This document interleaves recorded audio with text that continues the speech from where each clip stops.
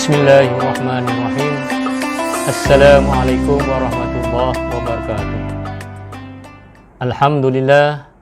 Alhamdulillahirabbil alamin wassalatu wassalamu ala sayyidina Muhammadin asrafil anbiya'i wal mursalin wa ala alihi wa sahbihi ajmain. Bersyukur kepada Allah Subhanahu wa taala, dengan izinnya masih lagi diberikan peluang kepada kita untuk terus menjalani ibadah puasa. Diam tak diam kita sudah berada di 17 Ramadan, dan secara tak langsung kita mengenang peristiwa nuzul Al-Quran. Bulan Ramadan yang diturunkan Al-Quran, yang Al-Quran menjadi panduan kehidupan kita. Dan ini dijelaskan oleh Allah Subhanahu wa taala dalam surah Al-Baqarah ayat 185. Syahrul Ramadan allazi unzila fihi al-Quran hudan linnas wa bayyinatin minal huda wal furqan. Bulan Ramadan yang padanya diturunkan Al-Quran menjadi petunjuk bagi sekalian manusia dan menjadi keterangan yang menjelaskan petunjuk dan perbezaan antara yang benar dengan yang salah. Sidang penuntun yang dirahmati sekalian, Al-Quran diturunkan pada 17 Ramadan yang disebut dalam Al-Quran Malam Al-Qadar, yang juga dijelaskan di sana diturunkan daripada Lauh Mahfuz ke Baitul Izzah di langit dunia secara sekaligus dan diturunkan secara berperingkat-peringkat mengikut suasana dan keperluan kepada Nabi kita Muhammad sallallahu alaihi wasallam. Disebutkan Al-Quran, inna anzalnahu fi lailatul qadr. Sesungguhnya kami telah menurunkan Al-Quran pada malam Al-Qadar. Malam Al-Qadar dikurniakan Allah SWT pada setiap kali datangnya Ramadan, dan kelebihan kemuliaannya adalah lebih baik daripada 1000 bulan. Ini juga dinyatakan oleh Allah Subhanahu wa taala, Lailatul Qadri khairum min alfi syahr.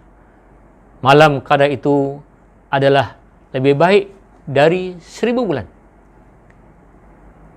Sidang penuntun yang dirahmati sekalian, bila berlakunya dan berapa lama malam Al-Qadar itu tidaklah dapat dinyatakan secara tepat. Namun setengah pendapat menjelaskan pada malam-malam ganjil, dan ada setengahnya pada 10 malam terakhir dalam bulan Ramadan. Maka ayuh kita rebut peluang ini, dan Al-Quran diturunkan bukan sekadar untuk dibaca semata-mata, walaupun membacanya tadi merupakan satu ibadah dan akan diberikan ganjaran oleh Allah Subhanahu wa taala.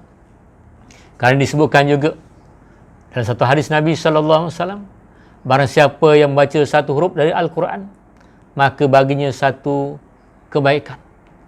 Satu kebaikan itu diganjarkan dengan 10. Aku tidak mengatakan bahawa alif lam mim itu sebagai satu huruf, tetapi alif itu satu huruf, lam itu satu huruf, dan mim itu satu huruf.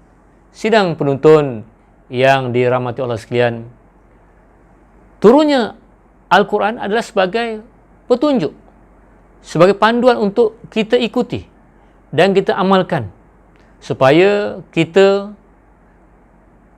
mendapat kesejahteraan, kebahagiaan, bukan saja di dunia, tetapi yang lebih utama, kebahagiaan di akhirat. Allah Subhanahu wa taala telah menegaskan dalam ayat yang dibacakan tadi, mana Al-Quran itu sebagai huda, sebagai petunjuk kepada manusia, dan ia sebagai menerangkan perbezaan, pembeza antara hak dan batil. Dan hari ini kita bukan sekadar membaca. Kalau sekadar membaca, bolehlah kita umpamakan ibarat seperti orang yang sakit mengambil ubat untuk dimakan, tetapi hanya dibaca panduannya makan 2 kali sehari, tetapi tidak dimakannya ubat tadi, bagaimana penyakitnya akan sembuh? Sidang penuntun yang dirahmati Allah sekalian, begitu juga Al-Quran. Kalau sekadar dibaca tetapi tidak diamalkan, tidak diikuti, tidak dijadikan panduan hidup kita, maka ianya menjadi sia-sia. Malah disebutkan dalam satu hadis Nabi SAW, berapa banyak orang yang membaca Al-Quran sedangkan Al-Quran itu melaknatnya.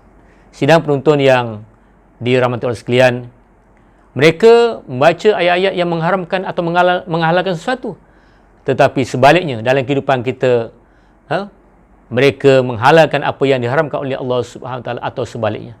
Begitu juga kita mesti menjadikan seorang Muslim yang benar-benar menghayati Al-Quran, yang menggunakan Al-Quran untuk panduan hidup kita, pedoman hidup kita. Dan apa saja yang kita ingin putuskan, yang kita ingin selesaikan, hendaklah merujuk kepada Al-Quran dan sunnah Nabi sallallahu alaihi wasallam. Ini juga disebutkan dalam Al-Quran dalam surah An-Nisa, ya ayyuhallazina amanu ati'ullah wa ati'ur rasul wa uli amri minkum fa in tanaza'tum fi syai' farudhu ila Allah wa rasul in kuntum tu'minuna billah wal yaumil akhir zalika khairu wa ahsanu ta'wila.